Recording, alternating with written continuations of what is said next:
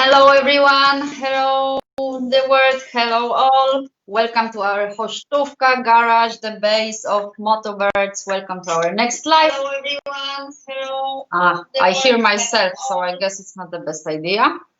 Hi all, and we are very happy to have you here all because it's a very special live today. What is very special because we have super special guest. I will tell you about our super special guest in a second.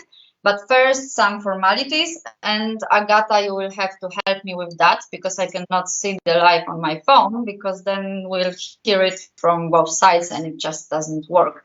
So I hope there's maybe Edward with us, maybe some girls from Bubble Namotury with us, and tell me first if you can see me, if you can hear me well, because today we don't use the headphones, so I have to be sure that you can hear everything. Because we have a lot of very important news today from our guests. So let us know. Okay. So I have a message from our technical expert Agata that everything is fine, so I can go ahead. And today, as you know, we'll talk about post-corona travel, or I would rather say corona travel, maybe. I'm a bit lost with all of it. And I'm very happy and privileged to be able to talk today with my very good friend, absolutely fantastic person, great ADV traveler and rider, super friendly soul, full of positive vibes, super curious about the world, and last but not least, a specialist about worldwide traveling. So give a very warm welcome to Egle! Yay! Hello, everybody. I was just mixing up a drink. Yeah, so today we have both drinks.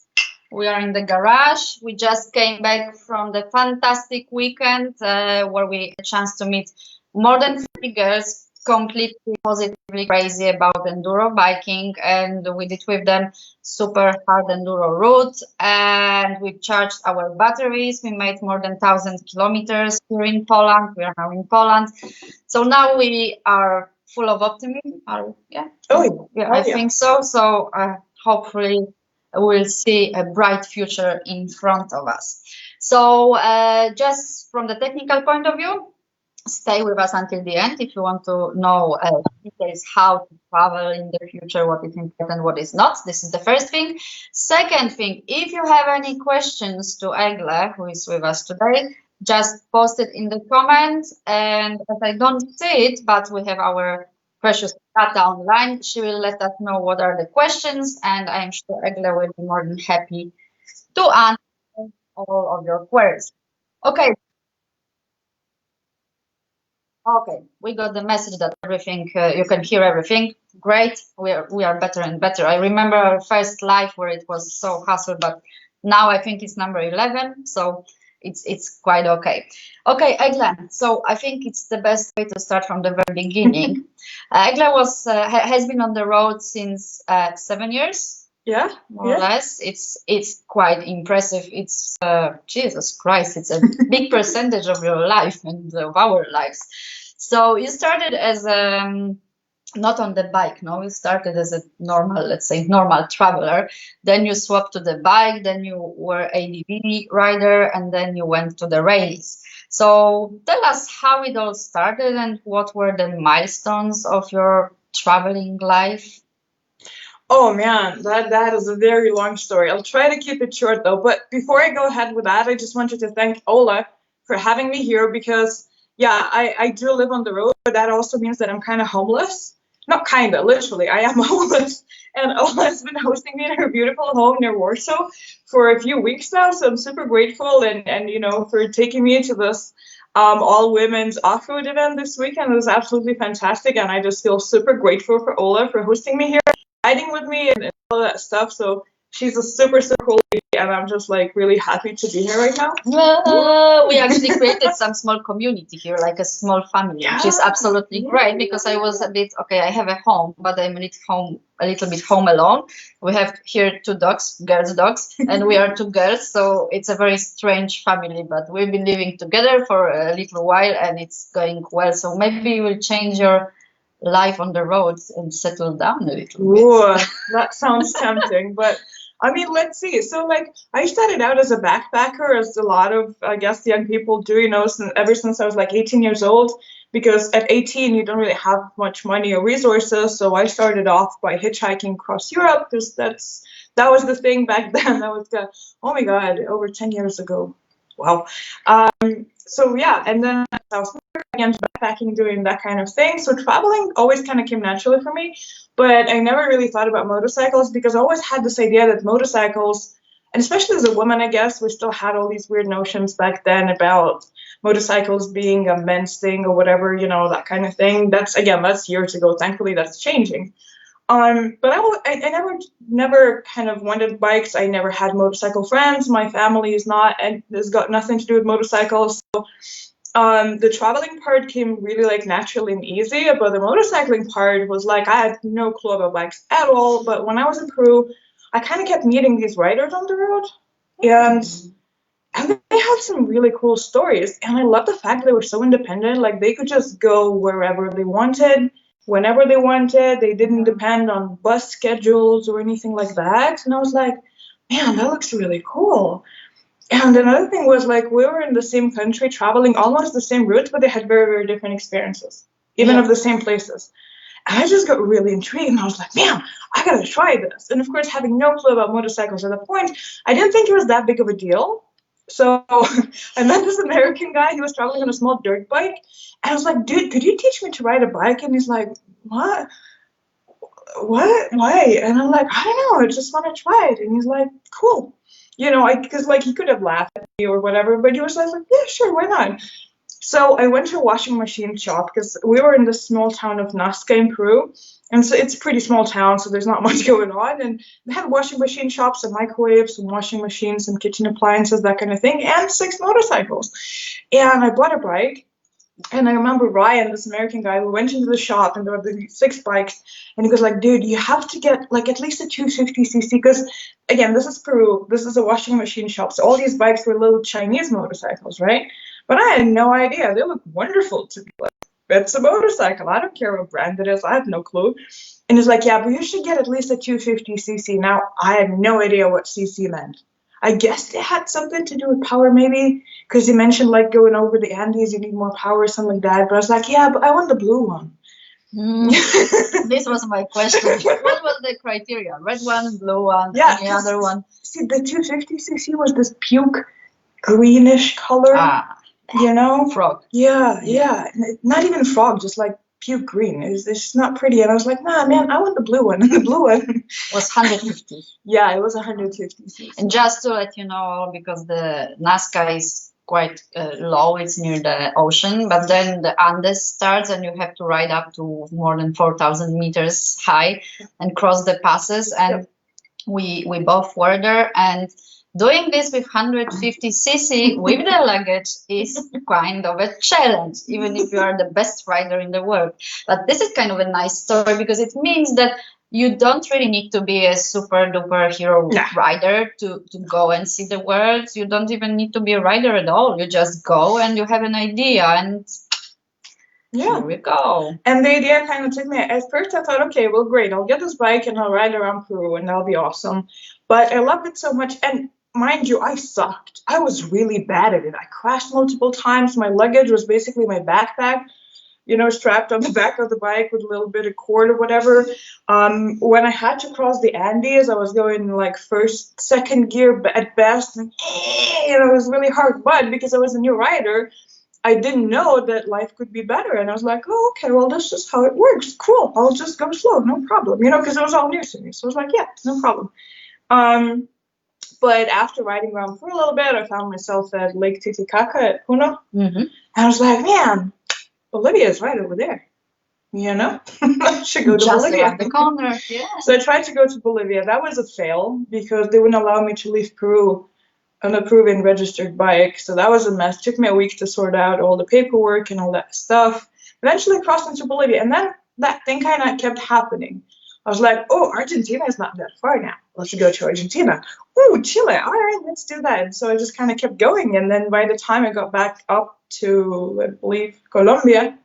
So yeah, when you reach the ocean finally, I mean, then it's like no option to ride further. And then what? Well, that's another story because that I not only ran out of road, but also ran out of money at that point. Okay. So I had to get a job and work a little bit and stay there for a little bit and save up some money and then go again. But it was never about like I remember seeing the sign to Ushuaia. 5,000 kilometers. Yeah, something like that. And I was like, man, why do they have the sign to Ushuaia if it's 5,000 kilometers? What's so special about this place if they have that sign near Buenos Aires? What's up? Because I had no idea about these bucket list destinations, you know, Tierra del Fuego, Ushuaia, which is like a major motorcycling bucket list thing, right? To get to Ushuaia. I had no idea. I was like, man, but they have a sign for it. All right, cool, let's go there. And the funny thing is now that you now write about all of these super places, the must-see places for bikers, and you know all of them, and it's just, you know, a couple of years. So you see people, you can all do it. Just go, just have an idea or don't have an idea, but have an open mind. Then if you are lucky, and usually if you have open mind, you are lucky, you will meet people who will basically kind of give you the clue, advice, which you can follow, and the world is yours. So as you see, there is like plenty of milestones. Yeah, you can talk about it for, I guess, ages. But I'm very curious how much the world or traveling reality has actually changed during this last couple of years since you left home. Has it been all the same all the time, or you saw major like changes, like, you know, in the times where internet was invented or the airplane or something, or no differences? Yeah, I think one really positive thing is that I see a lot more women riders out there. Like when I was still riding around Peru, Bolivia, that area, I met, like, actually almost 2 years in South America, I met one woman on her own bike. I met a few riding pillion, but the woman who's riding on her own bike is just one. Now it feels like we're everywhere. And of course, maybe it's because of social media. A lot more people are out there posting. You can, like, you know, there's a lot more exposure, I suppose, but it feels like a lot more women are riding, racing, riding around the world, doing all kinds of cool shit. Mm-hmm. I don't know, like I said, if it's just that they're more visible because of social media, or is it that they are there? Yeah, more of them. So that is a really cool thing. Yeah.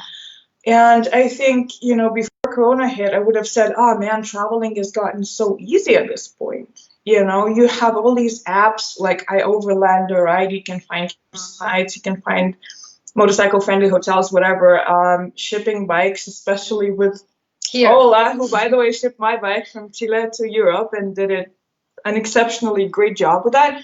You know, so shipping your bike around the world is not an issue anymore. It's not that expensive anymore again as well, especially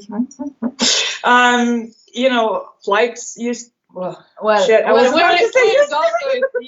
we will talk about it. So anyway, I felt like traveling around the world has gotten really easy unless you go to extreme areas, and there's not many of them left in this world. You know, like that Russian guy who goes to Chukotka and places like that. Yeah. Mm-hmm. But if you're doing South America, even if you're in Africa and just riding around, it's really not that hard anymore. I think it's all about perspective, because I think they are all hard until you actually reach there and you see there. And then it turns out that they are not as hard as you thought.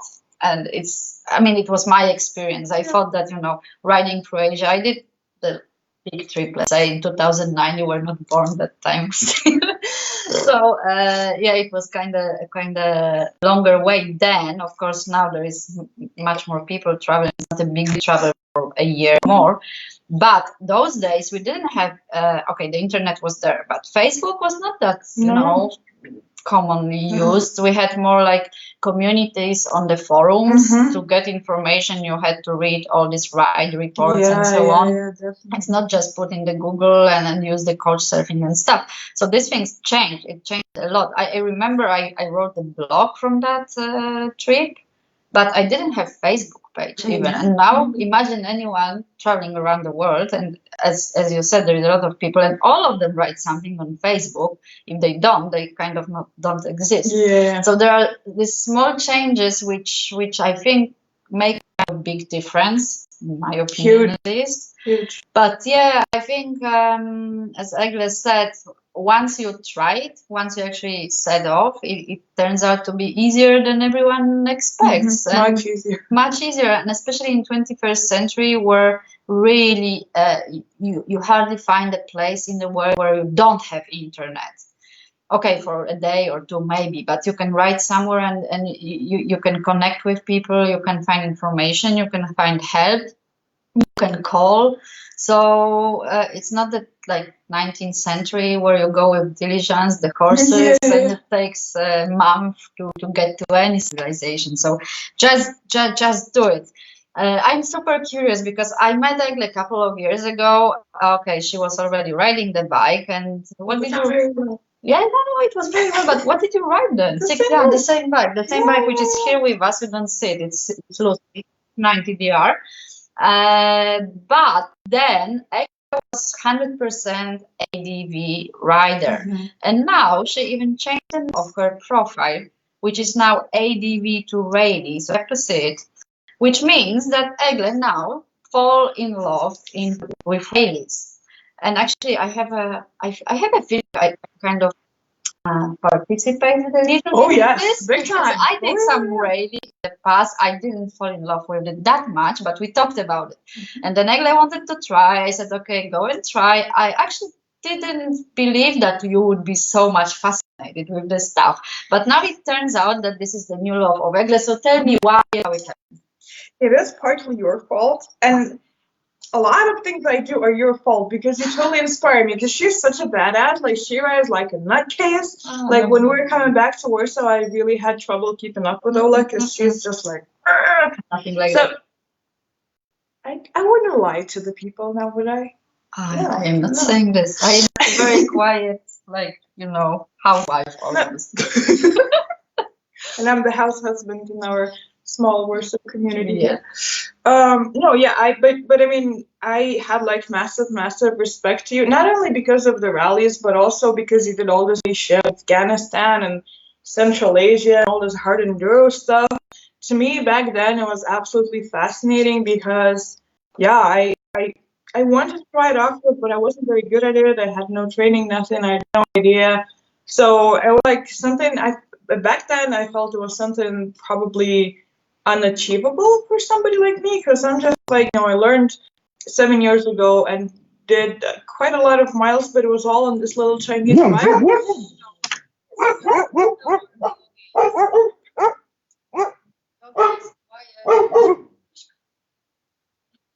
Please say hello to all of you. Hey. Okay, go ahead. And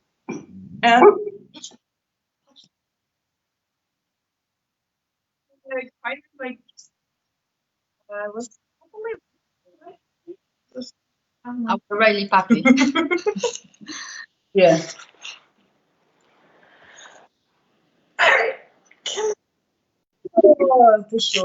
Okay, you are not the star today. Let's go back to the rallies. But anyway, like I started riding more off-road probably 3 years ago when I got Lucy, and with like Trans-America Trail, stuff like that with my ex-partner. But I always assumed that I'm interested in off-road, I like off-road, but I'll never be, and I'm just doing it for fun, and you see things when you get off the road, and so that was like the part that really intrigued me. But then after seeing Rally Dakar in 2019, which I didn't particularly want to do, because I was not a competitive person. I'm interested in racing, so but okay, for here I'll go and then see what's up. But I absolutely got hooked like crazy because it wasn't that super cool. I don't know, helicopter shots or taking a selfie with Toby Price or any of those things. or even like being that factory right top 10 or anything like that. It was more seeing like the back of the pack, you know, all the privateers, all the rookies, and especially this rider Gabriela Novotna, which is a rider, she's pretty much age. Ass, which is like a fitness trainer, I think, from Czech Republic, you know, like super rich factory racer coming from a motorcycling family, like I don't know, Leia Sanz, right? And yet there she is doing the Dakar. And I'm like, holy shit, like these completely ordinary people are doing something beyond extraordinary. And I was like, oh man, what's that all about? That's the hook for me, and that's why I want to try it myself. And I'm still not great at it by any means, but every year I get a little, and I'm just fascinated by the whole thing. And chasing all of that state you get into, like being in the zone and being super focused and doing your thing. Yeah, that's kind of. So it's quite nice, like Egle is combining traveling, ADV traveling with rallies, so you can actually do all of it with one bike, which is very important. So the bike basically carry all your home and belongings, then you just leave it on the bike, go to the rally, take some reports from the rally, and then you continue your travel, which is absolutely fantastic because you see work from completely different angles and perspectives. Angles and perspectives. Now we are in very, very strange time. Surprisingly to me, it became like a completely crazy year. We have pandemia, corona. I thought we could talk about post-corona travel, but I'm not sure if it is actually post-corona. But yeah, my question is, do you think that all the travels which we know from the past are gone forever? It will never be the same, or will come back to normality if there is normality? What are your thoughts? What is your feeling? Well, you know, it's really hard to form any kind of opinion because of all the uncertainty. And at some point, I kind of felt like it was sort of over, like when the really strict lockdowns were over, right? And I remember crossing the Lithuania-Polish border. I was like, yeah, the borders are open. Okay, we're back to, we're back to business. Let's go. And now it seems like there might be a second wave. There might be more restrictions down the road. Some countries are closing up again a little bit. Some countries are not allowing people from another specific country. Like it's all a mess all over again. I don't think using words like never or forever or anything like that is helpful, but definitely the next year, probably until, I don't know, summer, fall 2021, it's going to be really strange. I do hope that eventually we get the freedom back, because for me it's just all about the freedom to travel the world and have, for example, these cheap flights again and cheap shipping options and things like that, and freedom of crossing borders. But I want to be optimistic. Like a couple of months will be good, because my plan was to this was my next question. Wait, my next question. Officially, what are your plans for the next months? Because I know they've been changing. I think they must, fluctuate and kind of get along with the reality. But what do you think you will do? Well, so that's the thing. My plan was to come see you here in Warsaw and have some rum and coke. It's Coke. Okay, okay, hold on, because we have a question. I don't see the question, Agata. Can you read it as a question, please? Oh, it's Egle's favorite question. How do you care about the hair when you travel? I think you've been asked this question like a million of times. You should actually make a list, but please tell our guests how do you care about your hair, because I guess it's pretty intriguing. I know at least for most men, it's very intriguing. Yeah, just like everybody else, there's usually soap and water involved, and that's pretty much it, really. Yeah, but I think it's like Egle's trademark now. The hair, she cannot cut it and change it, so you're kind of a prisoner of your. No, that's not how I see it. No. I see it as a big advantage. Okay. Because when I finally delete my Facebook and Instagram accounts, which I hope to do at some point, because it's very distracting. What will we read? Then I can just cut my hair off. Nobody will ever recognize me. I'll just be gone. I'll be incognito. Can you imagine Egle without her famous hair? Well, yeah, difficult. But please don't do it. Don't do it. It is not in a foreseeable future. Not yet. No, I'm not ready. When you settle down finally, then we can talk. But as long as you are on the road, forget about it. All right, so that's gonna be a while. Okay, let's come back to the plans then. Yeah, well, so the plan was to ride from Warsaw to Dakar, just to do a little bit of Africa. The reason why not further is because from Senegal onwards, I believe you have to have a carnet de passage, which is a bit pricey. So I wasn't entirely sure, but then maybe on the way I would have changed my mind and gone all the way to Cape Town. I don't know, but the plan was to go to Africa. That's probably not going to happen now. Yeah. Because the restrictions are still in place. It's still super weird. And I'll just try to get as far south as I can. So for now, just the Balkans, even though the Balkans are actually closing right now as we speak. So that's kind of a mess. I really wanted to do the Baja Rally in Mexico, really cool event, a 5-day desert race.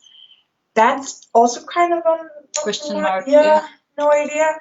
And then I really, really wanted to do the Hellas Rally in Greece in October. That might still happen. So, I mean, I'm just gonna kind of hang out in the south and see what's going on. But I think, you know, okay, we can do these huge trips now. And I know so many travelers are kind of stuck back home while their bikes are still in Africa or South America or all over the place. A lot of people are in this kind of similar position. But the fact is, that is off for at least a year, probably. So what we could do is ride locally more, which is what we did this weekend. Are you reading my mind? This was my next question. Yeah, we've been living together for a while. Question.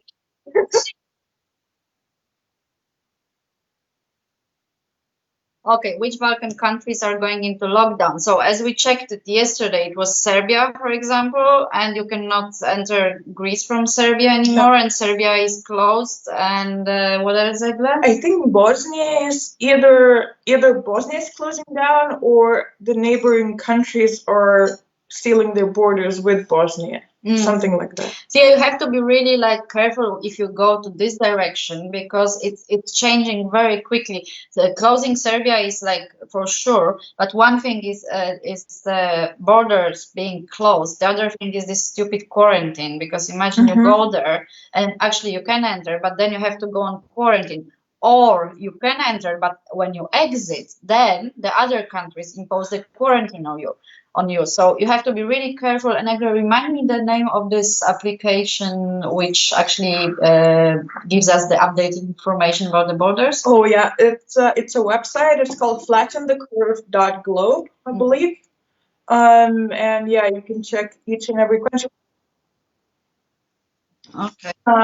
Like Ola said, that, for example, we had this all-women's off-road enduro tour in Romania planned for September, and the thing is now that you can still go to Romania, you can still go back from Romania, but if you're coming back from Romania to your home country, in my case Lithuania, you're going to have to self-quarantine for 2 weeks. Now, for a lot of people, that's just not a viable option because people have to go back to their jobs and stuff like that. So you really have to check, depending on where you're from, where you're headed, when are you coming back. It's getting really, really complicated, and yeah, it's just hard to say what's gonna happen. Just send the name of the website to our precious data. We'll put it in the comment and it's useful because it basically shows each country what are the current restrictions and enter, not enter, and they update it very frequently on regular basis, so you can see that kind of up to date. So Egle plans fluctuate. Our plans have actually collapsed because of Corona.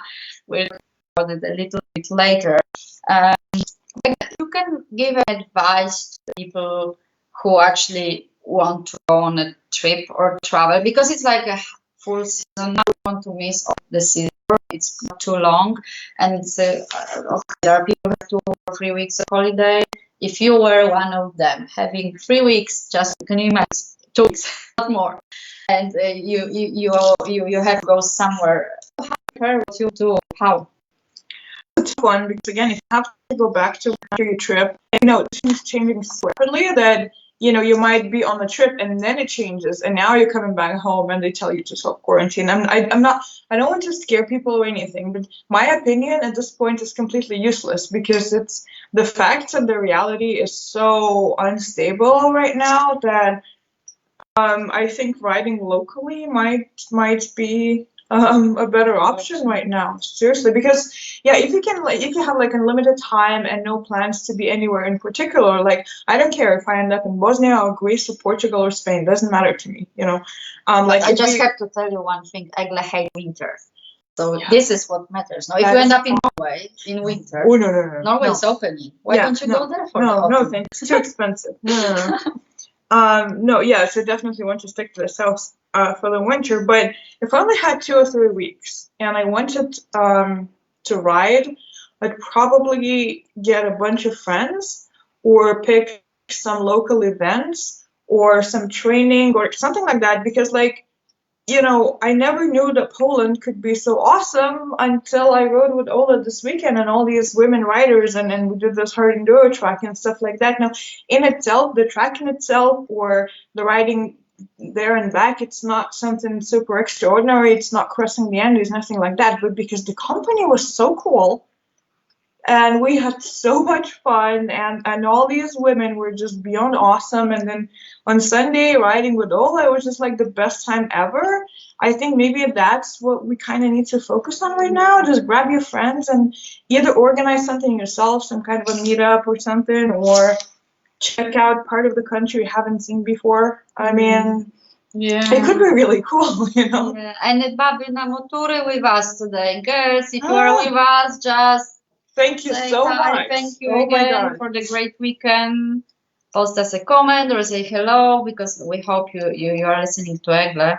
We didn't have that much time to talk because we've been riding like crazy. Like on Saturday, we spent, I think, more than 10 hours on the bikes, which was pretty nice.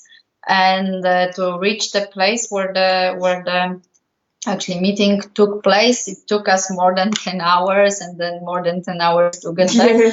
And we were kind of, on the pace all the time, but we had great time.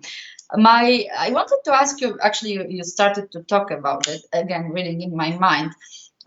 We are both from Eastern Europe. Egle is from Lithuania, I'm from Poland. We are now in Poland. We are neighbors. The same thing. Yeah.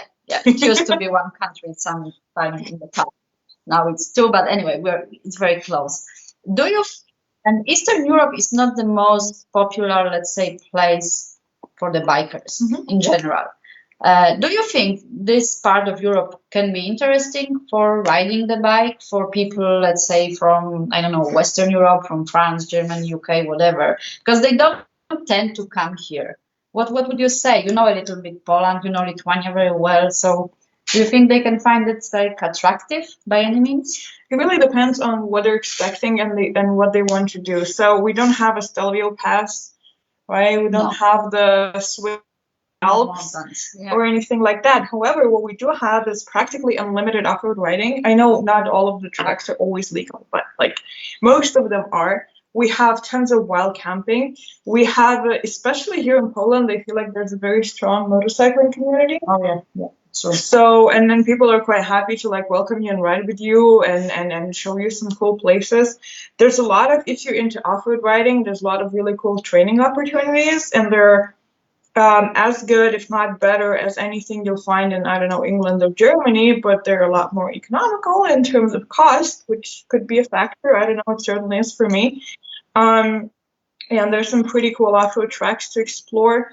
I think Eastern Europe is like, a lot of people still think of it as kind of a bit, not dangerous, but just kind of like, oh, Eastern Europe, but that's like, that was maybe 20 years ago that was the case. But now it's not at all. It's a very friendly place. The food is amazing, by the way. I mean, people are happy to see foreigners because we're not exactly the hot spot of tourism in Europe. So people are still excited to see travelers and things like that. There's a lot of really cool stuff going on. So if you're just like into off-road riding, exploring, meeting local riders, local people, I think Eastern Europe is totally a gem, especially Poland, because you still have like these rolling hills and mountains and stuff. Lithuania is quite flat, but we do have some like forest trails, sandy beaches, that kind of thing. So if you kind of zoom in, you know, if you don't look at it as this big, super epic ride, but really zoom in into certain areas and really explore them, and like go to these, I don't know, go to a local farm, get some local honey, have like sample local food, that kind of thing. There's really some pretty cool stuff here, and it's different kind of traveling, but it could be pretty cool right now. Yeah, we haven't had actually time to see the other, let's say, face of Poland, because we've done mostly off-road riding, which is great and we love it. But if you are on-road rider, there is kind of a lot of cool places here as well to see. And we are exactly in the center of Europe. Don't forget it. It's not east, it's center anyway. And yeah, a lot of nice sightseeing spots, nice roads as well. So you don't have to be the off-road rider actually to enjoy riding. I heard once that the opinion about riding here is like, Poland is big, flat, boring country. Guy, you remember you told me this a couple of years ago. I hope you changed your mind. Okay, Poland is big. This is true. Flat, not that much. Boring, definitely not. So if you change your mind, you have to admit it now under this live, so everybody sees it. But no, honestly, okay, if you are from Switzerland or any Alpine country, you will not be impressed by the mountains. We have smaller mountains, like 2,500 meters is the highest one. But despite of that, the roads are super cool, I think. Our highest mountain in Lithuania is 243 meters. This is not qualified. We get altitude sickness up there, man. Seriously. you can prepare for the Andes. It's not the, okay, but anyway, Lithuania is nice too. You can see Vilnius, which is super attractive. You can see this forest, and I know for us, forest is not a big deal. We have it everywhere. But for people who live in let's say more industrial areas, it's something nice, and you will not see the more beautiful forest than you have in this part of Europe. We have this last super big natural reserve, Puszcza Białowieska. It's like the prehistoric forest. It's in the eastern side of Poland, where you can still see the European bisons. You can experience great Polish bimber, which Egle experienced last weekend. It's a homemade alcohol. It's quite okay. And the food is great, and the people are so cool and nice. And Izeczka, I don't know if you are with us, but you were fantastic. Yeah, big love and big hug. Okay, I think are run of time, but I have a last question for you as a, let's say, company now, not as Ola. Okay. Because we run the touring and motorbike transport company, and we are now in big trouble because we actually were not focused in local rides at all. We did everything overseas in other part of the world, which we cannot do now because of the flights and everything. So what is your advice for companies like ours? What do you think we should do? Should we completely change our policy and focus on local markets? Should we kind of hibernate and wait, or any advice? Well, I think adaptability is kind of a key word for this year, and obviously it's tough.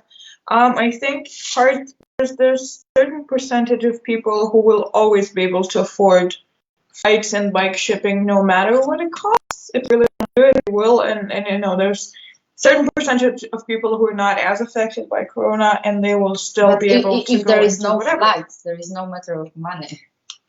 There is that, yeah. But so either way, that's a pretty small percentage, right? Yeah. So if you have to adapt, and doing local rides is definitely a way to go, but also maybe because there are local rides and people are not as, I don't know, swept off their feet as when you offer them Vietnam or Himalayas or the Andes or whatever, maybe just adding more to the ride itself. You know, like the cool thing that you're doing now is a training tour. So you have not just the ride and the tour, but also some training. Maybe there could be like a wine tasting tour, or what was that drink? Whatever that drink was, tasting tour, or a, I don't know, food tour, like traditional Polish food tour. Yeah. I don't know. And then we have a diet trip. But then you do the hard enduro track. And you're good. Okay, good idea. But just adding things like that, so it's not just the ride, but some kind of a, I don't know, local specialties, local sightseeing, training, maybe more events. I don't know, because I think people are really wanting to get out there and be with other people finally because we can. So maybe going towards that direction. And you're already doing that because you're reacting really quickly to these changes. So I think you're on the right track, and I just hope that it all works out and we stay on the surface. Yeah, definitely. And then we go on to do Himalayas in South America and Central Asia again soon. We have to postpone our trips planned in the South America and in the Himalayas for later date. We don't know exactly when, but definitely they will take place. So please be patient. But now we really cannot do it. But we are preparing for you the best we can. And as Egle said, we know the local area quite well and some nice activities which we can combine with riding. So we'll let you know about the plans and activities on our fan page, on our website, and of course, don't forget to subscribe to our newsletter because we have all the news there. And for example, recently, Egle just wrote a brilliant article about this women-only meeting last weekend, and it was really, really fantastic. So you can read about it in our blog, sorry, not newsletter, but you can subscribe to newsletter too. Okay, and last point, are you optimistic or pessimistic about how it all goes? Oh God, optimistic, of course. Of course. Whatever happens, we will find a way to keep on traveling. Even if it's locally, I don't know, maybe we'll move to virtual reality. Like, I don't know. But there will be a way, whatever happens, just like with anything in life, whenever something bad happens or something unpredictable happens, everybody tends to panic and freak out, and because the uncertainty is really hard, but humans are adaptable, right? We figure things out and then we keep going. And I don't know how this year, the rest of this year is going to look like, but I think we can still make it a pretty awesome year if we just get back on the bikes and get out there. Yeah, so keep riding, keep smiling, stay optimistic, and read our blog, read our newsletter, stay updated of what we do. Hopefully we can meet you on the road again. Definitely Egle will be with us somewhere. We don't know where, but somewhere. We did together the trip in Colombia last year, and it was awesome. And although Egle is mostly lone rider, I think from time to time we can make an exception and join us somewhere. It was fun. And this is it for today. We hope you had a great afternoon listening to the interesting stories and future plans. Agatka, please let us know if there is any other questions or anything we should address.